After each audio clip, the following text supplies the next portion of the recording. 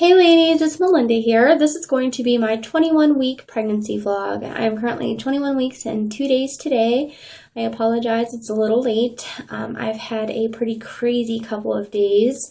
I was actually in labor and delivery last night. The day before yesterday, I started having some very low abdominal cramping, and I just kind of chalked it up to, growing, stretching, whatevs. Didn't really pay too much attention to it. It did have me a little concerned there for a little while because it just wasn't letting up. Well, yesterday I started having some very pink discharge type spotting.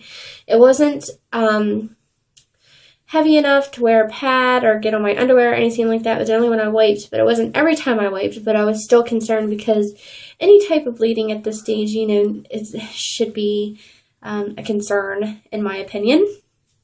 I've never had it at this stage in pregnancy, but this pregnancy has been not the norm for me. This pregnancy has been completely different from my pregnancy with my son and then my pregnancy with my daughter. This pregnancy has been tough, but well worth it. Anyway, I called my OB's office, and of course he's out of town. I did not know that. So I had to call the on-call doctor, which was an OB I used to have when I was younger, when I first started going to a gynecologist. So I kind of knew him, knew his background, stuff like that. He was a nice doctor. He's more straightforward, doesn't have really good bedside manner, but that's okay. Anyway, he's told me to come into labor and delivery, so I waited till my husband got home, and I waited for my mother-in-law to get here to watch the kids, so we could head over there. Well, I did, and it was only a matter of seconds. They took me straight up to labor and delivery. They already had the room made out for me, everything I needed to do. They had me stripped down to just a hospital gown. They had me pee in a cup. They checked my urine for protein. She said I had a small trace amount of protein in my urine, and I asked her if that was normal, and she said, yeah, that it wasn't anything to be concerned about, I guess, according to the chart. I don't know how that works. She checked the baby's heart rate with a Doppler, and it registered about 146, which is a little lower than normal, but she was probably sleeping because I didn't feel her move for a little while. After that, she was kicking the crap out of me. She does not like the Doppler at all. At all. Anyway, she did I have it written down here because I keep on forgetting what it's called. A fibronectin test, which is to test you for preterm labor. She did a straight cast to get a clean urine sample, which it feels like it still feels like I'm peeing razor blades every time I go use the bathroom, and I hate it. Like, I hate straight casts. I hate any type of catheter. I refuse it when I go to go in labor and everything. Like, I do not like like, I don't know, some people said, oh, they're not too bad, but me, it's very painful. I don't like it. Anyway, she did that, and then she did a Fern test to check and see if I had premature ruptured my membranes, leaking any fluid, because when she went down there to check me, she thought she saw some pooling on my cervix, but it came back negative. So did the fibronectin test. It came back negative also. I wasn't in preterm labor.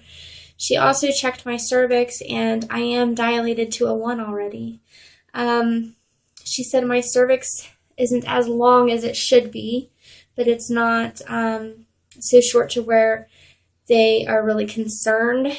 So she said I'm still sick too, like I'm not effacing. So they put me on bed rest.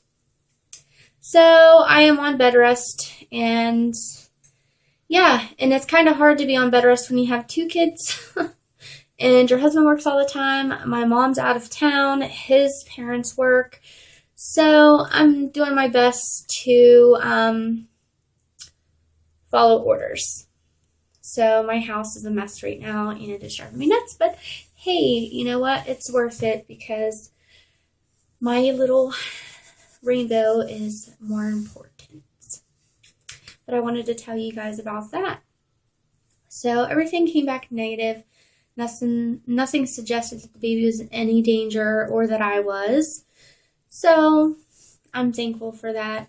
I just prayed so much and I thanked the good Lord so much after I got home because I was really scared. She said that the spotting could be due to irritated cervix or because I have that irritable uterus. Anyway, she said as long as it's not bright red or heavy like a period, I should be fine. So when I woke up this morning, I had some more spotting and cramping. I took a couple Tylenol and the cramping eased up, I'm going to say around 3 p.m. So yeah, it's not as bad now. Thank goodness. Okay, anyway, symptoms. I still have a lot of the same symptoms I did at the very beginning of my pregnancy. And there's a few of them that have pretty much disappeared. And that was the one with the allergies where I was sneezing, stuffy runny nose all the time. My gums aren't bleeding as bad as they were. And my anxiety is not that bad anymore. The past couple days, my anxiety's been pretty high. I've been feeling pretty anxious, but I think that's because of everything that's been going on, which is normal. But I'm able to actually control it now when I wasn't able to control it before. I think talking to a counselor is helping a lot with that. I think the fact that I can feel little Scarlet moving in there is helping with that, and the Doppler has been huge help. Anybody that's ever second guessed getting a Doppler, I recommend getting one. I honestly do because it's been a lifesaver. It really has, especially if you've had a loss and you know what it's like to be pregnant after a loss, that anxiety and trying not to be scared and worrying and stuff like that. It's hard to do, and you need that reassurance. You really do. Still having some dizziness, lightheadedness. My vision still feels a little off. I was told that was normal and it should go back to normal after I have baby. But if not, I plan to see the eye doctor sometime around the first of the year when we get our income taxes because our insurance does not cover eye exams or anything like that.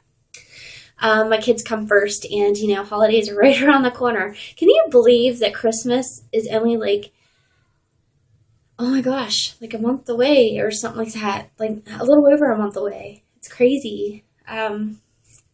Yeah, my kids are excited. They're already making out their Christmas list and everything. My daughter's getting involved this year. It's exciting. Anyway, another new symptom that I have is dry skin. I don't know if you guys can see exactly how dry my skin is. But it's so dry. I have a habit of washing my hands a lot, so that doesn't make it any better. And then when I put lotion or anything on my arms, my hands, my feet, my legs, anything like that, my skin tends to turn red and be irritated by it. I don't know why. What else? My hair still grows a lot. If I shave, I'm hairy the next day. Still having cramping, still having round ligament pain. My hips are starting to hurt now. If I lay too long on one side, it hurts. My hips start hurting. I need a pregnancy pillow. I had to pause it real quick. My husband came home. He and my daughter went to help his grandmother move. So I don't remember where I left off at. But I vaguely remember. Anyway, I'm still lactating for my breast. Sometimes my breasts are really painful. I don't know how many of you have breastfed, but those of you that have can relate when I say that sometimes my breasts feel like they're engorged, and you know how uncomfortable and painful that can be, and that's how they feel sometimes. It's really weird. Yeah, so cravings-wise, I haven't really had any cravings this week. It's more along the lines of I can't eat very much. and nothing really sounds good, so I just eat really small meals. I haven't gained any weight at all. I have had a couple dull headaches this week. Can't really think of anything else. I think that's pretty much it. I want to show you guys my belly, and that will be it for this week. So,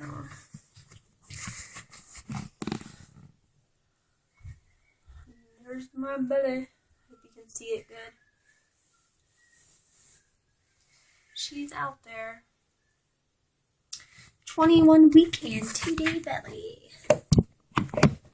But yeah, thank you guys for watching, and I will see you next week for my 22-week update. Bye.